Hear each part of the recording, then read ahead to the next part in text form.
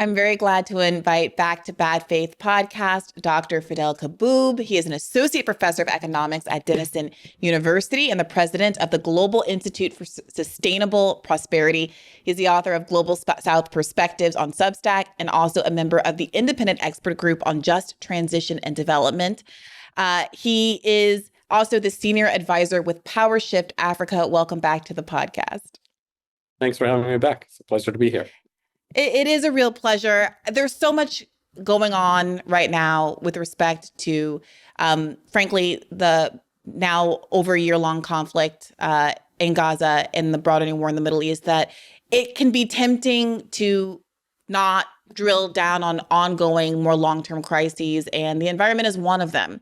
And recent news events with the Hurricane Helene and the devastating damage that it's done to Appalachia, a part of the country that is not used to having to withstand the kind of hurricane damage that is more associated with more coastal living, has brought that issue back to the fore after what feels like a real hiatus in people caring about the environment. And for me personally, as someone who is very focused on electoral politics at this moment, I can't help but feel the irony of the environment being one of the key issues that was used as a cudgel to get skeptical, sort of Bernie affiliated leftists back on board with voting for Democrats back in 2020. They said the climate crisis was of paramount importance. Donald Trump was obviously going to be disastrous for it. And perhaps less obviously from my perspective, Joe Biden was going to be a boon for climate progress. Since then, of course, we have heard that the climate provisions in the Build Back Better were the largest climate grants in history, and that Biden in many ways fulfilled his promise.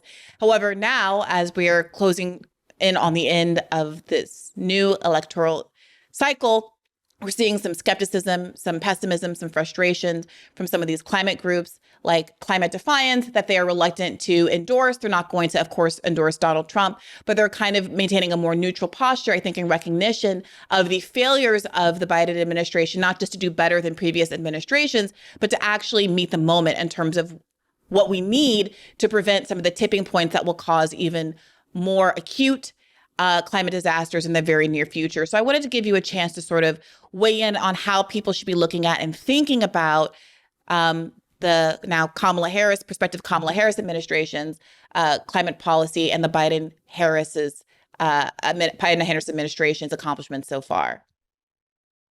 Well, first, thank you again for the kind invitation, and I would like to start by using this opportunity to express my solidarity with the people of Palestine, the people of Lebanon, people who are resisting a genocide, resisting occupation in Palestine and beyond. And just to be very clear about what's happening on that front. Yeah.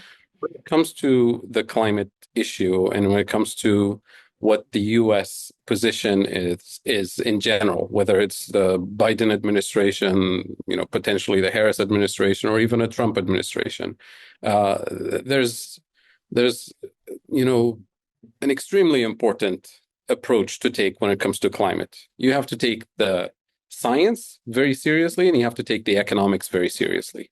So what the science, what the economics are telling us is very straightforward. The United Nations Environmental Program a couple of years ago produced the latest edition of the Production Gap Report, and it's available on their website. Just Google the Production Gap Report. And what the Production Gap Report is showing is how much we are allowed to extract and burn in terms of fossil fuels by 2030, by 2040, versus how much we're actually planning to extract and burn by 2030, by 2040. And these are based on actual, data for, the biggest oil producing countries and companies in terms of how much they're planning to extract and burn. And the gap is showing us that we are currently on track to extract and burn twice as much as what we're allowed to if we're going to meet the climate challenge. And we know that fossil fuels are the real root cause of the climate crisis. So what that scientific report tells us is two things. Number one, we should be not adding any additional fossil fuel infrastructure. That's number one. The reality is we're actually adding new infrastructure at the tune of $500 billion up to $1 trillion per year. Most of it is actually in North America. the United States and Canada. Number two, what the science is telling us is that we should be working on phasing out rapidly the existing fossil fuel infrastructure under a just and equitable transition framework, a just transition for workers in the industry and related industries. Who's going to underwrite the cost of the transition for them? We're not going to throw them under the bus. And a just transition framework for developing countries who don't have the financial resources, don't have the technological capability, and have not even caused the climate crisis, so that they're the ones who are able to transition in a fair and equitable way by diversifying their economy. So to bring it back to the US is not doing its part. It's the largest historic polluter since the Industrial Revolution. It has the financial capability, the research and development capability, the technological capabilities to deploy renewables at scale. And yet what we see in the US is doubling down on investments in the fossil fuel industry, especially natural gas, LNG, and so on. So that is the record of the Obama administration. That is the record of the Trump administration. That is the record of the Biden administration. And it looks like if Harris is the successful candidate in the next election, it looks like she's not considering moving away from fossil fuels anytime soon. So that is the reality. So if we take the science seriously, then we're not doing the right thing. Then I'll add, if we're taking the economics seriously, because if we continue adding fossil fuel infrastructure today, knowing that sooner or later we actually have to give up that infrastructure, it means that we're building stranded assets, physical and financial assets, which means all the officials who were approving of adding this new infrastructure, they're doing one of two things. They're either knowingly signing our collective suicide pact, knowing what the science is telling us about climate change, or they're willingly duping investors into buying stranded assets, therefore committing financial fraud. Either way, it's illegal, it's immoral, and it should be stopped. This is so rich. Okay, so I want to get into a lot of what you said. For one, I want to correct that Climate Defiance did endorse Kamala Harris. They said they did so begrudgingly because they took a membership vote and 73% of the base wanted the group to go ahead and support Kamala Harris. And I'm not entirely surprised by that, because the way these arguments tend to go is the sort of lesser of two evils paradigm, where everyone with a heavy heart sort of says, well, look, what are we going to do? Obviously, Trump is going to be more disastrous with respect to reaching these climate goals.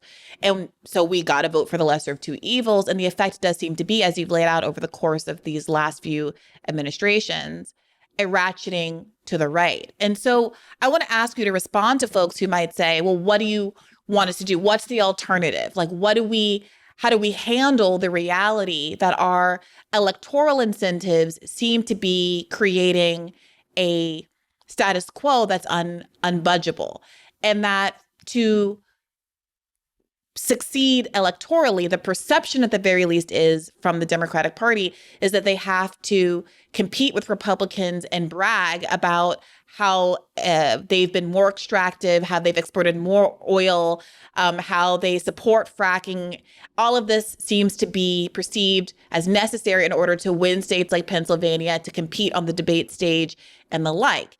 And if that's the case, if the perception of what is politically necessary is quite obviously antithetical to what we need to do to meet climate goals, what's the solution here? Well, what you're describing here is really, showing us that we have a political system that's rotten to the core, where you have, supposedly two political parties, especially the Democratic Party, to be very honest, that's blackmailing the rest of the population into submission by claiming that if you don't, vote blue no matter who, we'll end up with the devil, with a worse scenario. And that puts them in a position where they don't have to change policy. They don't have to, actually deliver to the needs and aspirations of the people of the United States. So what needs to happen is somehow breaking this monopoly and breaking the power of the elites within the Democratic Party, of the vested interests within the Democratic Party, And that means organizing, not just a few months before the elections, but throughout the 4 years in between elections. And this is the problem of US politics, that people show up and vote and then disappear, and are actually encouraged to disappear for 4 years, right? Until they're told, well, now you have to vote for me, otherwise you get the devil. So what we need to do in the context of the United States is have a very strategic plan in key states, in key districts, where you can carve out enough pressure to threaten enough votes away from the Democratic Party to threaten a real loss, and use that strategically and say, if you want these 3 million people to vote for you and give you the elections to tilt the balance towards you, you have to show up with better candidates. You have to show up with better policies. You have to actually do what democracy is supposed to do, which is a government of the people, by the people, for the people, not a government for the elites, by the elites, and so on. So that needs real organizing. It could be done by alternative parties. It could be done from within the party, because we do have progressives within the Democratic Party. They're just not organized enough, and they're constantly under threat and being blackmailed by the elites of the party to allow what we've seen in the last several years. And it's happening again. Yeah. I mean, I do wonder what you make of these arguments that are skeptical of the ability to work within the party. I've made these arguments myself, precisely because of what we've seen from elected progressives in the context of electoral cycles. So there's a lot of resistance when a Republican is in office about what the goals are with respect to climate and healthcare and every other thing under the sun. But when the buck stops with a Democratic leader, there tends to be a turning down of the volume at best, and at worst, a kind of laundering of the Democratic failures, like a whitewashing of the Democratic failures. And you're not hearing, for example, in this moment, very much in the way of criticism of Biden's climate policy from elected progressives, even though he was someone when back in the Democratic primary in 2019 was given an F grade by the Sunrise Movement for his climate policy. They then went, once he won the primary, on to endorse him because, again, better than Trump is the argument. So, I mean, it does seem like the pressures that we're describing to sort of fall in line for the benefit of partisan gain are stronger from within the party than they are from PSL or the Green Party or somebody who doesn't have to pretend like Biden's good on these things, Yeah, I mean, we've seen it during the Biden campaign. You probably have these videos of Biden literally poking his finger at the chest of young Sunrise activists, telling them, go vote for Trump. Mm-hmm. If you don't like me, go vote for Trump. He has no argument other than blackmailing people to vote for him.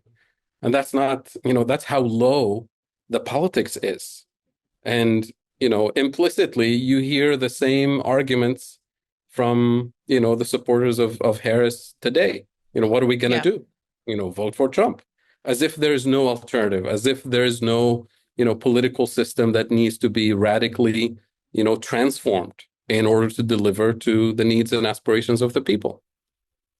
I'm curious about whether or not you think there are economic arguments. I mean, I'm really interested in your raising these sort of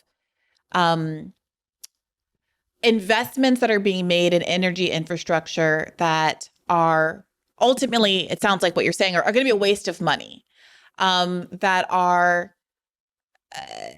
being pursued, even though they're not only sort of against our climate goals, but also are perhaps are too short-lived, too much investment up front for the amount of resources that would be extracted. Help me understand what you mean when you allude to the idea that people are investing now in energy infrastructure that's not going to have a long tail on it. Because I'm interested in what political arguments could be made that actually a green trajectory is not just beneficial for the climate, but also for our longer-term economic prosperity.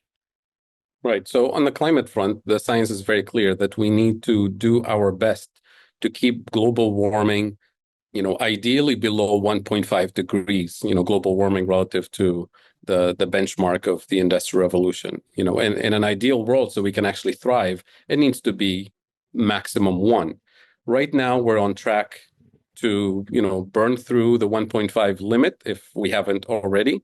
And everybody's plans is that 2 degrees is okay, is acceptable, which is not okay. It's taking us to, points of no return in terms of disruption to the climate system.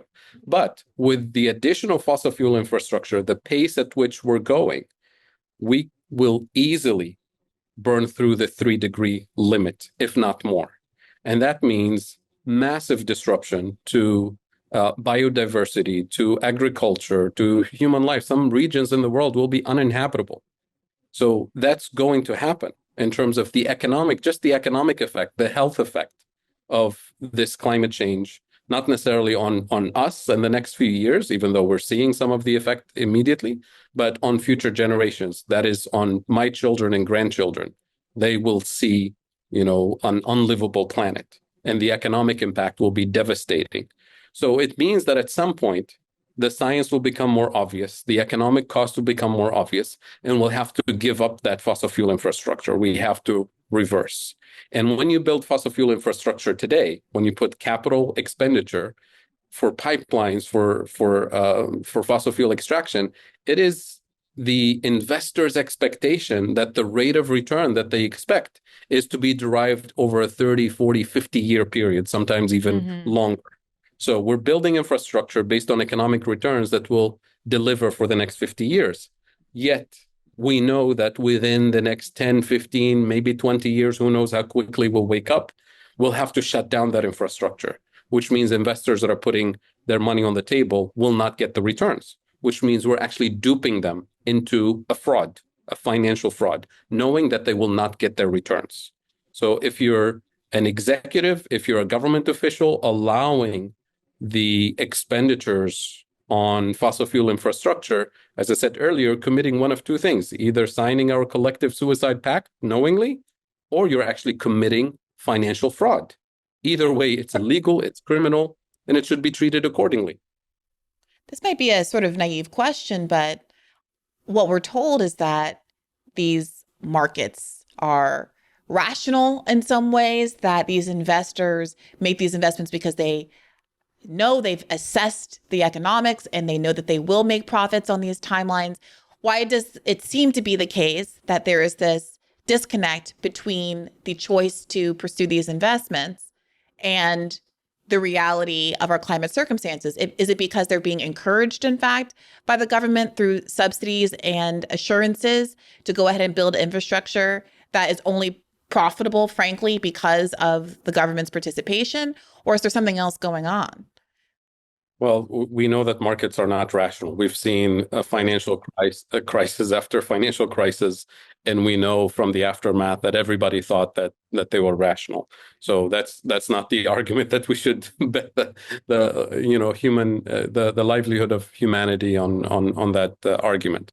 But we also know that competition drives us towards disaster. Because if I'm a financial institution, let's say, and I'm trying to decarbonize my balance sheet, I'm trying today to stop supporting the expansion of fossil fuels, and I only want to invest in renewables, the short-term returns are still high in the fossil fuel industry. So my shareholders, if I divest from fossil fuels, but my competitors don't, then my shareholders will punish me and I'll be out of business. So what am I to do?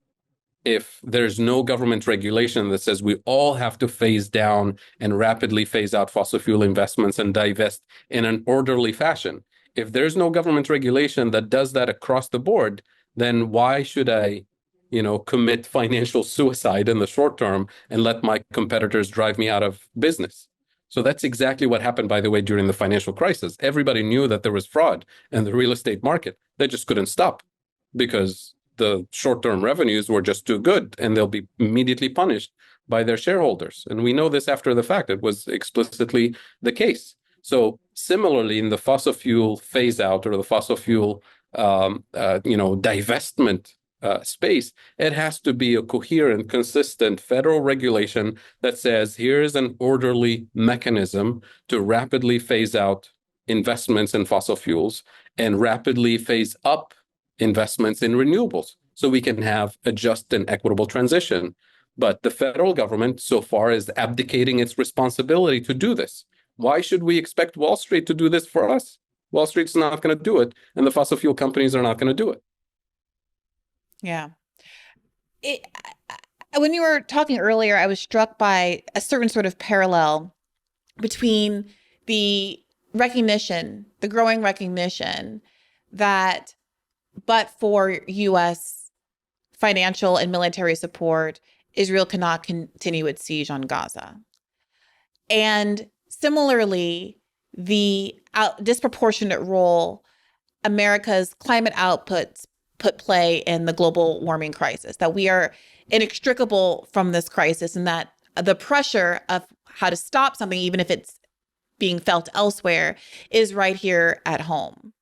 And yet, so much of the discussion about how to bring down global emissions has been focused on the developing world and the global South, disproportionately, despite our own proportionate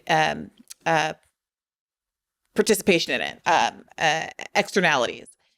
Can you talk to me a little bit about how that conversation is panning out and the work that you've been doing in Africa to secure a just transition, and so that the global South is able to avail itself of some of the developmental gains that the West has been able to avail itself of before it's being told, no, you have to prioritize climate emissions? I mean, how do you wrestle with the global need to bring down emissions at the same time that there does seem to be a disproportionate focus on the global South, despite them not having historically been the primary emitters? Right. So let me start with a couple of statements, a couple of facts, and then we can unpack the details. Sure. Last year at COP in Dubai, if you go back to the speech that President Petro of Colombia made in the context of the climate negotiations, but also in the context of unfolding genocide, he said something, and I'm paraphrasing his speech there. You can look it up. He said, basically, from a global South perspective, Palestine is our past, our present, and our future. So he was linked directly the colonial, settler colonial genocide that was unfolding to the climate impact that we're facing in the global South. And I've always said in the context of the just transition that we cannot decarbonize a system that hasn't been structurally and economically decolonized yet. Because colonial systems were not designed for development. They were not designed for a just transition. They were not designed for democracy or human rights. Colonial systems are abusive, violent, hierarchical, extractive. Why do we expect such design to produce justice, right? So we can't decarbonize or transition or achieve development or human rights under such system. So it's very important to identify exactly what the colonial economic role that was imposed on Africa and the global South is, so we can see how we can transform it or how we can maneuver out of it. It can be summarized in three basic roles. Number one, the global South, Africa, the colonies, were supposed to be the source of cheap raw materials for the industrialized world. We still play that role today. Number two, we're supposed to be the consumers of industrial output and technology in our large consumer markets from the global North, from the industrialized world. We still play that role today. And number three, and most importantly, we're supposed to be the place where obsolete technologies, assembly line manufacturing that's no longer needed in the industrialized world is outsourced to us under the label of development, cooperation, job creation, technical assistance. But effectively, what it does is that it permanently locks you at the bottom of the global value chain, at the bottom of the hierarchy. We still play that role today. In other words, we have some unfinished business to decolonize economic structures. And unless we decolonize those economic structures and escape the colonial role that was imposed on the global South, there's no chance we can achieve development or human rights or democracy or a just transition for that matter. So the opportunity that we have today, now that we have a serious climate crisis that everybody's paying attention to, or at least pretending that we're all in this together and we need to fix, but they're trying to greenwash all of these, supposed policies to deal with the climate crisis so that the rest of the world, the global north, transitions and decarbonizes its system and keeps Africa and the rest of the global south locked at the bottom of the hierarchy. And there's one important fact in this whole thing, which is the historic responsibility for emissions that actually caused the climate crisis rest in the global north, in the industrialized world.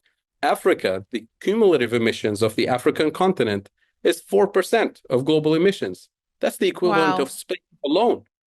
Only one Wow. country, right? So whose responsibility is it to phase out and decarbonize rapidly? Not the African continent. We have 650 million people who have no access to electricity to begin with, right? Even though Africa has the largest potential on the planet for renewable energy production. Why is that? IRENA's report from a couple of years ago on the African continent, IRENA is the International Renewable Energy Agency. The report says by 2040, which is the day after tomorrow on the clock, right? By 2040, Africa can produce 1,000 times its anticipated energy needs from renewables with existing technologies, not new innovations, and completely replace all of the fossil fuel exports from the continent. 1,000 times. That's our potential. And that should be a win-win for everybody. Yet, you look at how much the continent is able to attract in terms of financial investments for renewables, it's less than 2%, the average for the last 10 years. So we have all the critical minerals actually that we need to manufacture and deploy renewable energy on the African continent. No access to finance, no access to technology. That is the reality. And I can tell you why, because this is not a coincidence, Yeah. right? Please. If you have that much potential for energy production, clean energy production to cover all your needs, and for that matter, most of the needs of all of your neighbors. I'm talking about not just country neighbors, but entire continents. If you have that much power, imagine today's OPEC, its weight in the energy system, its geopolitical weight in the global economy. Take that, multiply it by 1,000. That's the potential that Africa has. And that is perceived by the global north, not as an opportunity, as a threat, as a risk to be managed, to be minimized, to be eliminated. So it's a geopolitical reality that we must recognize and handle directly. So all of the talking about we're all in this together and there's renewable energy, nonsense, because the global north is not delivering. It's withholding life-saving technology from the African continent. It's withholding its own financial responsibility to pay for the climate crisis and to unleash the renewable energy potential that we have in Africa and the rest of the global south. I'm going to ask a very cynical question, which is historically, there are most often, energy resources in countries that are not directly under American control or Western control. And yet, through political means and military might, America has worked to secure its access to energy resources. And so I am curious why, and obviously there are a million and one negative externalities to that, coups and wars and the like. But I am curious why it seems to be the case that there is not an effort to develop and control the potential energy resources of Africa, as opposed to simply suppress them, especially when you have sort of political machinations, like, for example, the scramble to supply energy to Europe in the wake of the Russian invasion of Ukraine. It does seem like there are some advantages to having alternative resources that could be, and again, this is obviously an ideal, it's not what I want, but for the incentives of these countries who are already using some combination of hard and soft power to control non-domestic energy sources in the global south and elsewhere, why isn't that sort of on the agenda? Investing in Africa, developing those resources, and then trying through political means and violence, frankly, to control them. Oh, it's happening. Believe I me. see. I'll give you a couple examples. Please. So it's very clear that the vast majority of critical minerals on the planet are in the global south, Africa, Latin America, and Asia Pacific region. And while the US and Europe were asleep for the last 30 years, China managed to Mm-hmm. solidify its access to critical minerals mining sites in Africa and the rest of the global south. And most importantly, to master the technology of refining critical minerals. Because, Mm. minerals are useless unless you get the level of purity that you need so that you can produce the microchips and the high-tech, products that we all consume for, the telecommunication technology, transportation technology, military technology. So to the point of, today we have 60 to maybe 80% of some of the critical minerals are completely controlled by China in terms of processing, right? But now the US is back and Europe is trying to come back in this game after Mm. the COVID supply chain disruptions and especially after the Ukraine crisis. It's back in the sense that now both Europe and the United States are going after critical minerals as part of the strategy to reindustrialize. So the IRA in the United States, the European Green Deal, the idea of bringing back critical supply chain components to the mainland, to the homeland. That means bringing the technology of refining critical minerals and having access to those sites. Now, it's easier said than done because for the last 30 plus years, China has been producing 1.5 million engineers per year, much Huh. larger than the US, Europe, and the rest of the OECD combined. A lot of Mm. the engineering capabilities have been directed towards high tech and critical minerals, mining and processing. So the US can catch up, but it will take time. Europe, it will take even longer time to do this. And this is not me saying this. This is mining experts from the global north who are saying it's nice that you guys are coming back, but you don't actually have the human and technological capabilities to catch up immediately. You need to double down your investments on research and development and training, right? Education and technical training to actually have the capacity to do this. And apparently, that is something that the US and Europe are committed to. They're just not putting enough resources immediately to do this. So what we see in the meanwhile is the formation of buyers clubs, right? The buyers of critical minerals from the global north Mm. that are organized trying to get some more mining contracts from developing countries. So you go to a country that's deep in debt and you say, look, why are you selling your minerals raw to the Chinese? We will invest. We'll help you industrial. We'll help you climb up the value chain. Not too much, just a couple of notches, but then you sell to us, not to them, right? This is the rhetoric that we are seeing in Africa in particular. And that's why you see the highest level officials from the U.S. Treasury, from the U.S. administration, flying to a country like Zambia, which they completely ignored for several decades, and now all of a sudden Zambia is important, right, because of critical minerals, and saying we will invest, we will reschedule your debt, and we'll help you climb one notch or two notches in the value chain as long as you feed into the IRA, as long as you feed into European industrialization. And of course, China's playing the same game. I'm saying, what have they done for you lately? Right? Look, we've built roads, we've built ports. Sell to us, not to them. But everybody has every right to have a long-term strategic vision for themselves. The US, Europe, China, and they have every right to use economic diplomacy and incentives to nudge everybody to where they want to see them. But what we're saying in Africa, we also have every right to have a long-term, coherent, comprehensive vision for our continent to escape the colonial traps, right? And that's really the opportunity. There's a small window of opportunity now that everybody's panicking about these resources to figure out a coherent vision for decolonizing so we can decarbonize. And that means it's a big geopolitical game that needs to be played. And it's very dangerous because it's going to disrupt the existing colonial hierarchy. And I'm happy to lay out some of the details, but it's happening. It's the Cold War on the African continent. But from the other side of the Atlantic, it looks like there's industrialization in the United States that is assuming somehow that critical minerals will just appear to feed into a growth model that is obsessed with consumerism, with planned obsolescence, as if the rest of the world doesn't exist. Same thing in Europe.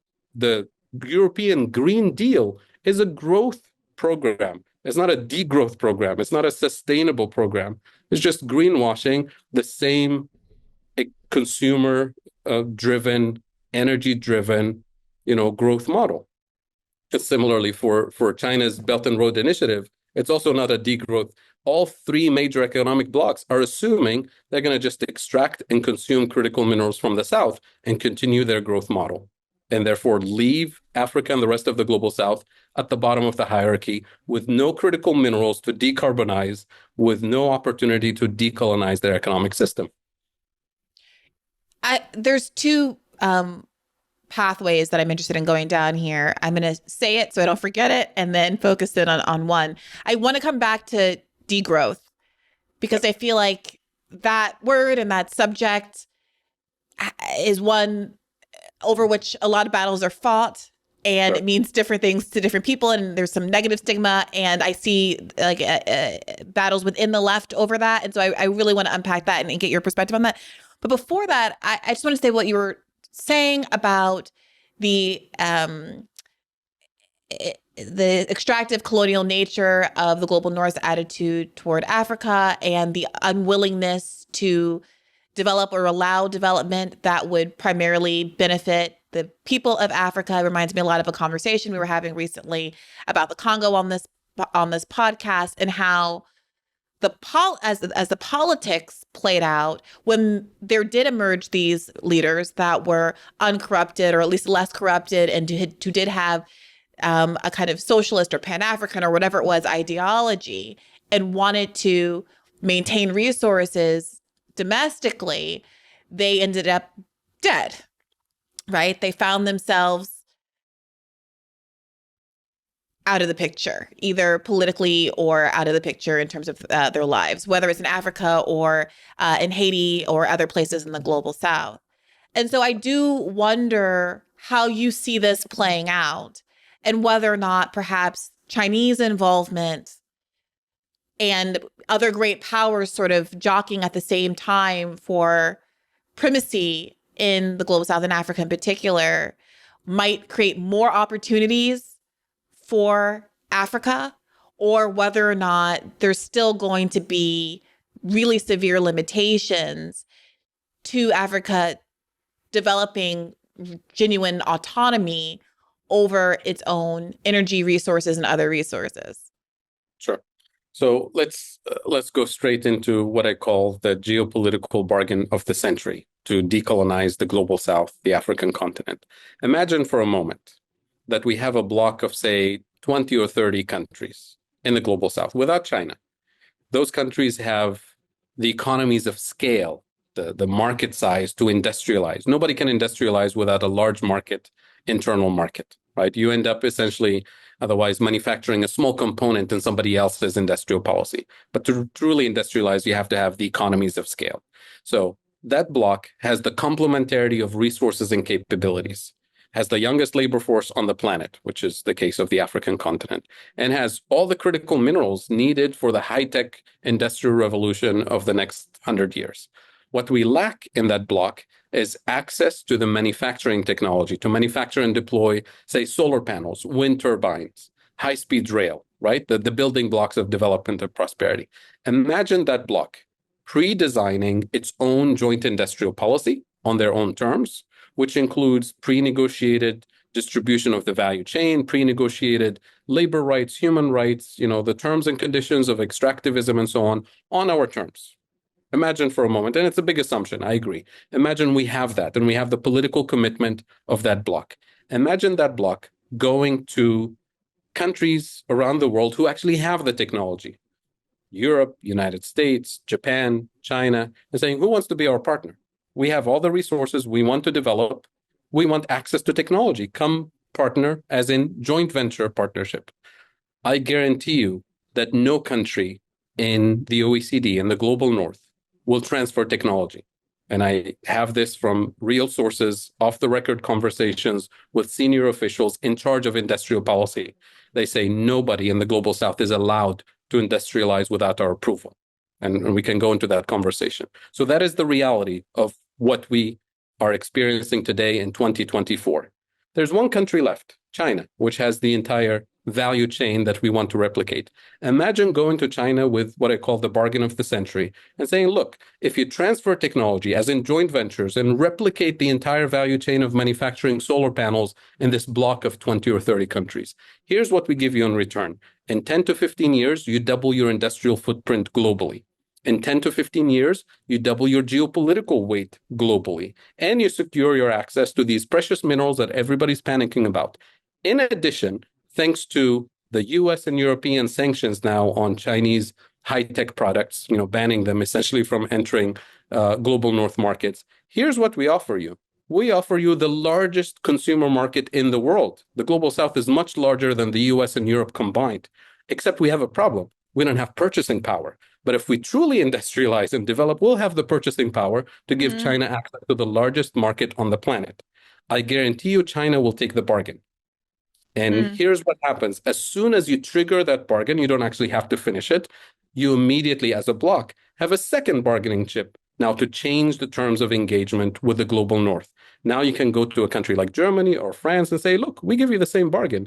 If you transfer technology to manufacture and deploy wind turbine technology on our terms, high-speed rail technology, pharmaceutical technology, whatever technology we need as a building block for development, at that point, the global north will have to participate, because if they don't, all of those technologies are available in China. So you give China the opportunity to invest in high-speed rail, in pharmaceuticals, in wind turbine technology, and the rest of the global north will be left out of the biggest market on the planet. But here's the thing, this is very important. This is not a bargain to position China at the top of the hierarchy. It's not. It's a bargain to reposition Africa and the global south at the center of a new international economic order, to truly reposition and decolonize the global south. And there's a bonus to this for the global north, because from a worker's perspective, if our workers in the global south are engaged in real industrial policy, manufacturing high value added products to be deployed as building blocks of development and prosperity, then they're no longer available to assemble low value added products for consumers in the global north, which means workers in the US, workers in Europe, workers in Japan, their jobs are no longer outsourceable. Their jobs are now protected because of industrialization in the global south. So this becomes a win-win for workers and social protection around the world, and finally puts the spotlight on multinational corporations who are playing this divide and conquer, that your jobs are threatened because of immigrants, because people in the global south. We can turn that around and truly create a multipolar world in which we have justice, development, prosperity, and sustainability. And that's how you decolonize in order to decarbonize. Dr. Kapoor, that sounds like wonderful and ideal. And yet there's a light bulb going off in the back of my brain that says, oh, no. Well, this is why we're just going to go to war with China. Okay. They'll never allow it. They'll just go to war with China. We'll all go up in a nuclear holocaust. That's the end game. You're not wrong, because this is why when we were talking about, we, as in my colleagues and I, were, building up this vision, this plan, the debate was, should we go public with this? Or should we go whisper to a few presidents' ears and have the secret plan to reposition the global south and decolonize the thing? And my position was, well, if you keep it as a secret plan, this is the best way to guarantee assassinations across the board, because this will never fly. So we've opted for the exact opposite, which is to socialize the hell out of this idea and to lay out the vision for the global north, for the global south, that actually delivers peace, prosperity, sustainability for everyone. And then point the headlights on the system and say, look, this is within reach. This is actually possible. Now, who's standing in the way? What are the obstacles? Is it the fossil fuel industry? Is it the military industry? Is it particular individuals and countries? Is it corrupt officials? Then we can handle that. I'm not saying this is an easy project, but this is technically possible, geopolitically desirable, right? Except somebody will lose in this reshuffling of the global hierarchy, and they will resist and they will fight you to death, not to disrupt their plans. Yeah.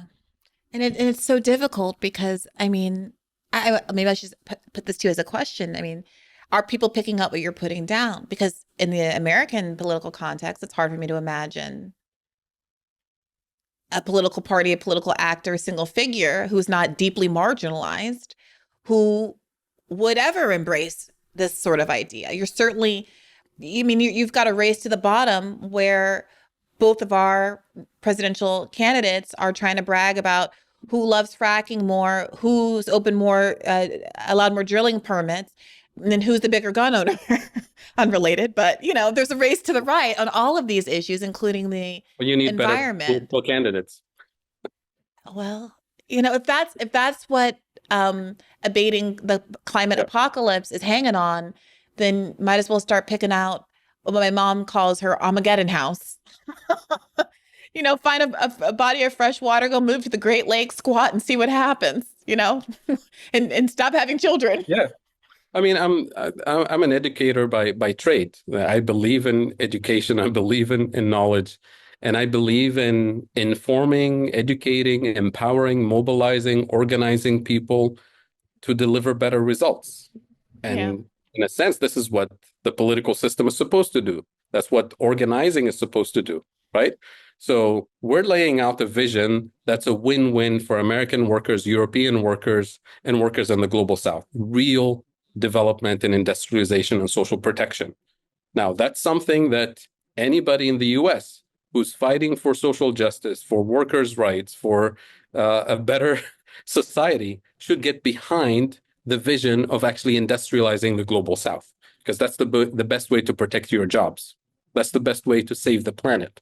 But that also means if the global South is actually using its critical minerals to actually build the building blocks of development in the South, that also means that the volume of critical minerals available on the planet today will not be sufficient to fulfill both the development of the South and also fulfill the vision of consumerism and growth in the US and China All and right. Europe. So that Now we get to forces the degrowth. conversation. Exactly. Yeah. That forces a Yeah. serious conversation about if we really care about a just transition and development and achieving the SDGs and just transition and human rights in the global South, then the rest of us must figure out how to live within planetary boundaries with the resources that we have. And that means Okay. we double down investments in material science research to figure out how we truly create a circular economy. It doesn't mean we go back to the caves and stop using electricity. It means we'll live a higher quality of life, but live without waste, without planned obsolescence. And that's what degrowth is for the global north. It's not going back to the caves.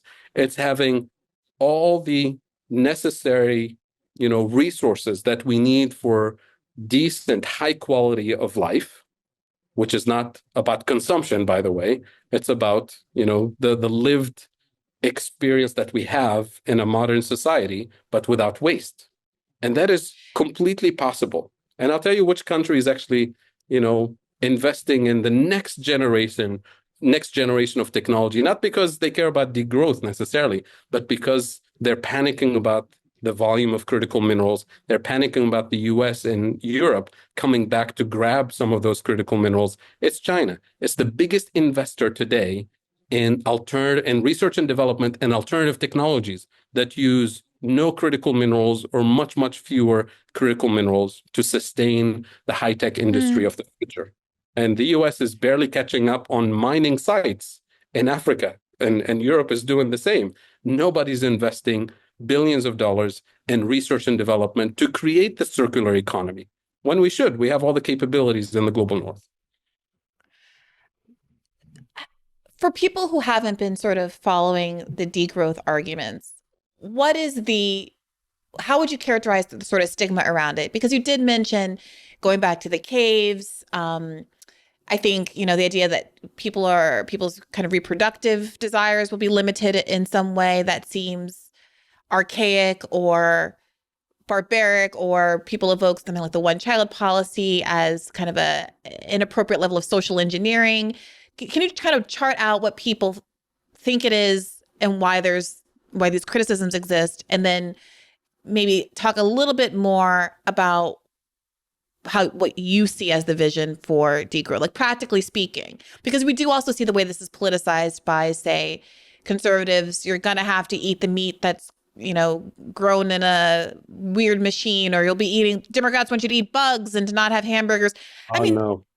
what is the Yeah. truth here?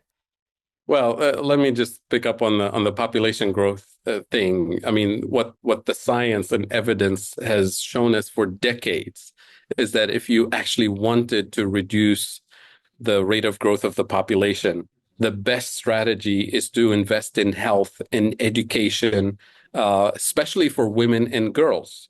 And if you have a healthier, more educated population, the birth rate will naturally decline and stabilize at a sustainable level. And if you do the opposite, if you divest from health, education, infrastructure, especially for women and girls, that's the guaranteed way to have, unsustainable population growth in any country. Country after country after country, this is the reality. So we're talking about degrowth. We're not talking about controlling people's, lives and family choices in an Orwellian way or Malthusian way. But when it comes to what we call growth, economic growth, people have to unpack what we mean by that. Growth is growth of GDP, which is a monetized component of economic activity, right? There are so many things that are wonderful that we actually experience that are not included in GDP. And there are terrible, horrific things that are included in economic growth. I'll give you an example. If we have more fossil fuel extraction, more pollution of air, water, and soil, we know that it's going to affect our health. It is already affecting our health.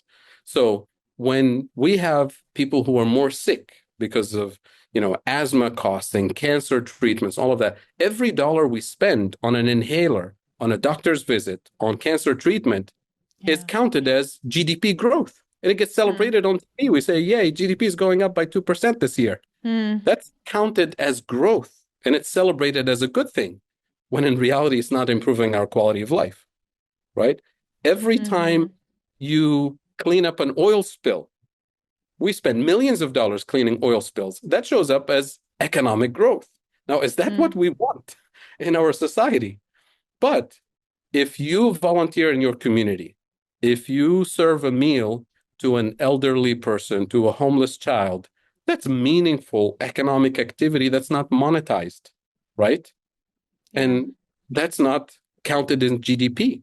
So what we want is an alternative measure of growth. And we do have alternative measures of growth, by the way, that need to be popularized. Actually, this was presented as a draft bill a few years ago, and the US Congress was completely ignored and dismissed, to use genuine progress indicator as an actual measure for economic growth and quality of life.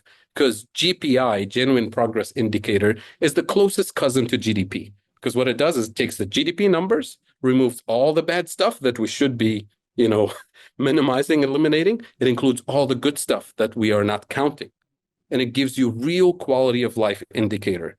And guess what? When you look at the chart of GDP and GPI next to each other, GDP is going up, up, up, because we're obsessed with growth.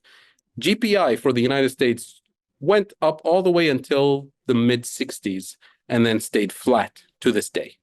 And when you break it down by income level, GPI, quality of life, for the majority of Americans has been declining, actually. So then you look at the chart and say, well, how can we increase quality of life? What are the things that will actually give us higher quality of life in the US?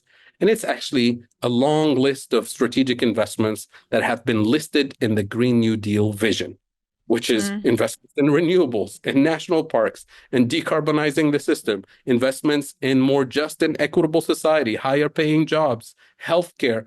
All of these things will improve quality of life. And what have we been doing? We divest from all of those things, and we continue our obsession with growth for its own sake. And you know the phrase, growth for its own sake, is the ideology of a cancer cell, and that's unsustainable. So that's what degrowth is about. It's about higher quality of life. It's not about going back to the caves or controlling how many child you have or whether you should be a vegetarian or a carnivore or whatever. Yeah, I mean, it's funny because you can't log into Twitter without seeing Elon Musk and his ilk complaining about low birth rates in some countries, right? And that is a sort of a tacit acknowledgement that education and opportunity does yield lower birth rates. And then obviously their genuine concern is some kind of white extinction, and it's their racist ideology playing itself out. But everybody understands that if you actually wanted to control population growth, or if you give women the choice not to be baby multipliers until they die of a fistula or whatever. But I'm struck so strongly, Dr. Kaboub, by how compelling everything you're saying is, and how it has this kind of like narrative cohesiveness. It's so common sense. It hangs together so beautifully. It's so reassuring, and there's something deeply optimistic about it. But it also relies on a sort of re-education project, for lack of a better words, that seems enormous. Not the project itself, but breaking through our corporate media system and political system to having anybody willing to talk about it. Even as someone who, worked on the last Bernie campaign and who was so appreciative of the way that he shifted the Overton window in many respects, and the Green Party who popularized the Green New Deal in the first place, and even the squad members who at one point helped to bring it to the mainstream. In today's political climate, we're not even talking about the sorts of things we were talking about in 2016 or 2018. I don't think I've ever have I heard Kamala utter a Green New Deal? Have I heard Biden? Maybe they have. Maybe I just haven't heard it. I don't want to cast aspersions.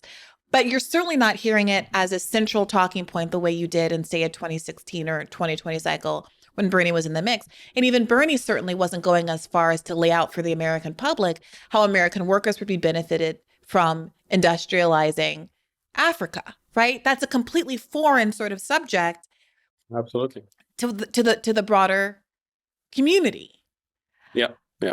No, absolutely. I mean, it is a project of mass popular education on a global scale, because you can't really limit this to the United States. In Africa also, this vision has been made impossible by the existing global hierarchy. So it's about reframing and showing that a better world is actually within reach, and then highlighting what are the real obstacles, and then mobilizing people to fight those obstacles.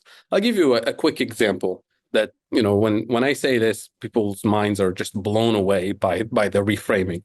In the climate finance space, there's a very simple scientific fact that will help us reset the conversation, which is there's a carbon budget that the world agreed we shouldn't exceed. And then we divided that carbon budget country by country, each country based on population and size and so on. And it's very clear that global north countries have exceeded their carbon budget by far, right, compared to the global south. So when you exceed your budget, you have a debt, right? And we call that a climate debt. And the concept of debt is very simple and straightforward in economics, in finance, in law. That is, if I owe you $100, Bree, I'm supposed to pay you $100. I don't think anybody disagrees with that, right? Mm-hmm. We can sit down and negotiate a payment plan, but at the end of the day, I give you $100. But instead, here's how it works in the climate finance space. Instead of the global north paying its climate debt to the global south, as in reparations for the damage that's been done to the planet, here's how it works. Instead of giving you $100, I only give you $3, and I tell you exactly what to do with those $3. You have to follow the conditionalities and the restrictions. And if you deviate from the conditionalities I impose on you, I stop the payments, right, of those $3. And then I feel bad because you clearly need more than $3. So I'm going to lend you $7 and charge you interest, of course. Some of it is concessional, some of it is market interest. And of course, it comes with conditionalities and economic entrapment to get you into a debt trap. And then you clearly need more climate finance because we're in a crisis.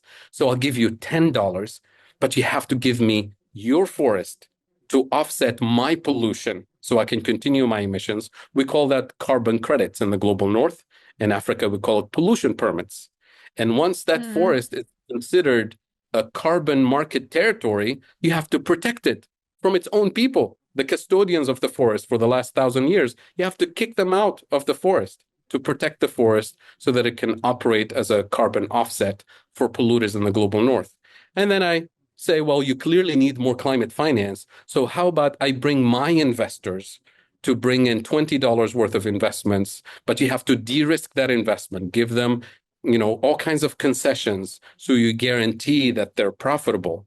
And you produce green hydrogen, not for your economy, but for me, right? And you're looking at me, Bree, and saying, wait a minute, where's my $100?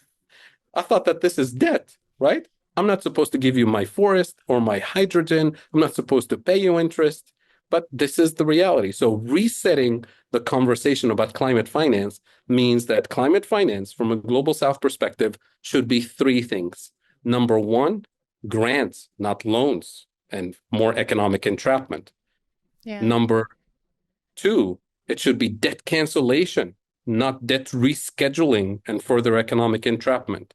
And number three, and most importantly, transfer of life-saving technology to allow us actually to use our resources to manufacture and deploy the clean energy infrastructure, the clean cooking infrastructure for the 950 million people in Africa today who are inhaling toxic fumes because they have no access to clean cooking technology. And that's mostly women and children. And to manufacture and deploy clean public transportation infrastructure to link our cities, to build the logistics of development and prosperity as a minimum for real green industrialization in the global south, to decolonize the global south so we can decarbonize the entire system. That should be the framework for climate finance. Yeah, Instead, the conditional tense there is what's so exactly. frustrating. So It here's should the be. reality of what we've seen last year Yeah. at COP. We Yeah. finally managed 2 years ago to create the Loss and Damage Fund, which is a fund that's supposed to have lots and lots of money to help developing countries deal with the immediate consequences of the floods, of the droughts, of the disasters that we're seeing that are killing thousands of people every year already, not in 2050, not at the end of the century. Guess how much money is in the Loss and Damage Fund today? $700 million with an M, when we should be talking about trillions of dollars. Guess how much the US contribution to that fund was? John Kerry showed up at COP last year and brought $17.5 million for the biggest historic polluter to bring $17.5 million. Just to give you the context, that's 0.0 nothing percent of US GDP. And this is supposed to offset the damage from these environmental disasters globally. Exactly. For the entire global south, right? And this is in the context of, yeah, go ahead. I'm sorry. No, compare that $17.5 million to the US Marshall Plan to rebuild Western Europe after World War II. The US gifted 5% of its GDP, 5% of GDP as a strategy to reindustrialize Germany, primarily to withstand the Soviet threat.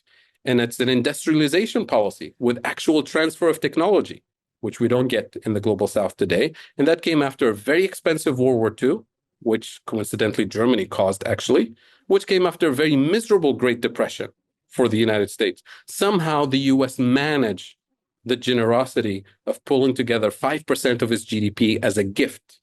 And today, in the face of global climate crisis, the US can only afford $17.5 million for a loss and damage fund. So that's the hypocrisy of what we see in the climate space, and no transfer of technology. We're talking about life-saving technology, right? To manufacture the renewable energy infrastructure that we need. So withholding technology, withholding financial resources that are not supposed to be charity or gifts, right? This is a legitimate claim called climate reparations. And it's backed by the science, it's backed by the economics, it's backed by morality. And yet, if you unleash that potential of renewable energy development, then you accept the fact that real industrialization will take place in the South, the global South, and that means disruption of the geopolitical map. And that is the main reason why we're not seeing climate action. Yeah.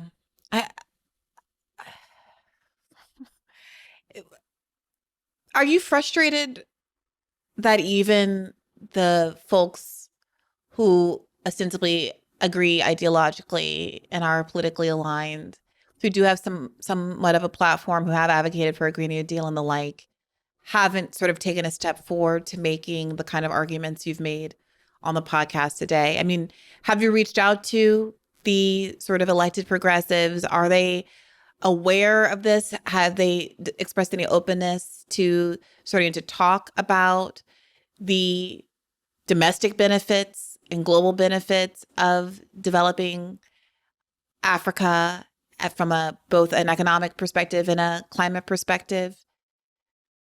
Should I expect to start hearing from Bernie tomorrow, as soon as the election's over, at least, that he's going to get back on the horse and be like, I've got a new shtick for you.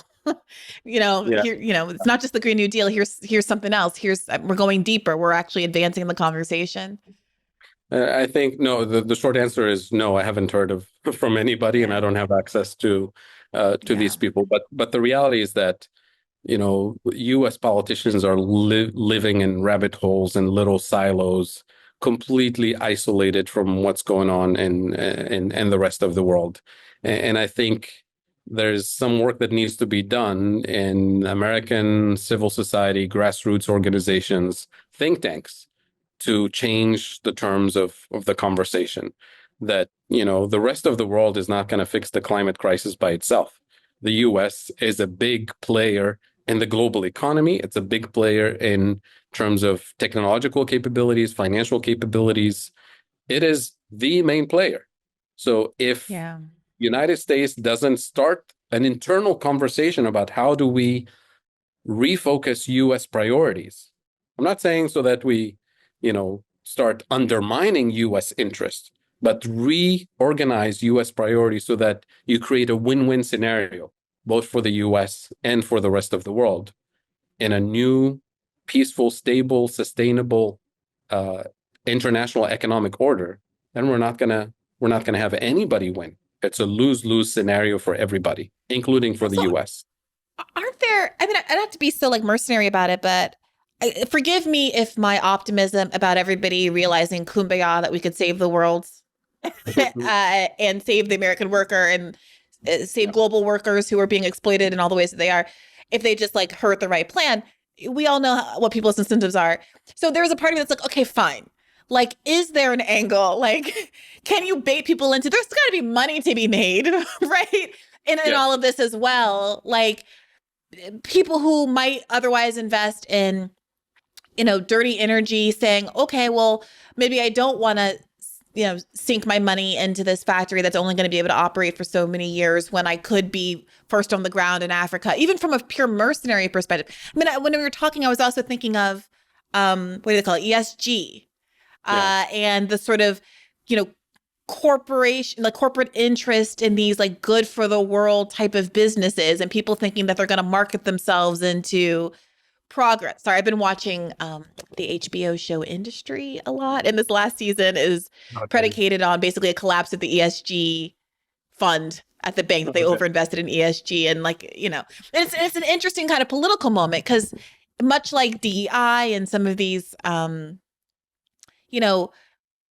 corporate responses to a cultural progressive movement that were pretty attenuated from actual change, everyone soured on them. And this whole season is about how bad these investments were. But the point I'm trying to make is that at one point, there did seem to be people willing to put their money behind these things just because of the optics of it, and because they thought that, it might actually be beneficial in the long term, partly because dirty energy is going to go the way of the dinosaur eventually, right?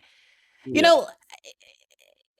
Do you see any kind of incentive structure there that might be helpful for just raw capitalists trying to make the right thing happen? Or is this really a Kate Aronoff style, we're not going to fix this under capitalism, we're basically all screwed sort of situation, unless we can bring on the global revolution?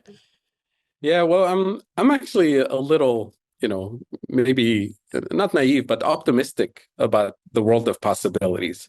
Because when you look at the power dynamics in a country like the US, the elites that really don't want to see any of this disruption are actually very small, tiny minority.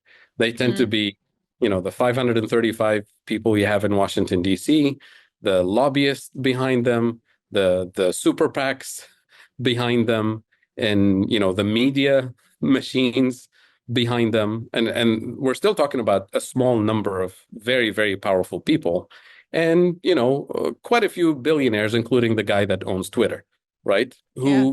Who have hijacked the system and have convinced the rest of the population through propaganda and miseducation, right, and misinformation, that their interest, their livelihood, should be aligned with their interest, with the interest of the elite.